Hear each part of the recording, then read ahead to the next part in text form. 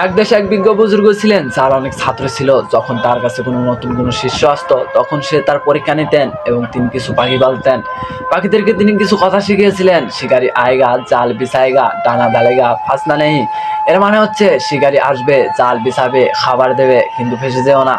এরপর তার কাছে কিছু নতুন শিক্ষার্থী আসে, আর তাদেরকে তিনি একটি করে জাল আর কিছু দানা দিয়ে বলে, যাও ওই গাছের নিচে থেকে কিছু পাখি ধরে নিয়ে আসো। এরপর শিক্ষার্থীরা সেই গাছের নিচে যায়, কিন্তু শিক্ষার্থীদের দেখেই পাখিগুলো সেই একসঙ্গে সেই গান গাইতে শুরু করে, শিকারি আয়েগা, জাল বিছায়েগা, দানা ডালেগা, ফাসনা নেই। পাখিদের মুখে এমন কথা শুনে বেশিরভাগ শিক্ষার্থীরাই সেখান থেকে চলে আসতো। কিন্তু যদি কোনো শিক্ষার্থী সেখানে জাল বেচাতো এবং খাবার দিত, তখন দেখতো পাখিদের মুখের কথা আর কাজের কোনো মিল নাই। তারা মুখে সেই গান বলছে ঠিকই, কিন্তু তারা ঠিকই উড়ে এসে জালে পড়ছে, খাবার খাচ্ছে এবং ফেসে যাচ্ছে।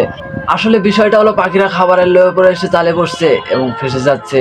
জাল কি, ফাসনা কি, শিকারি কি, অথচ তারা নিজেও এটা জানে না। তাদেরকে যা শেখানো হয়েছে তারা ঠিক মুখে সেই গানটিই বলছে।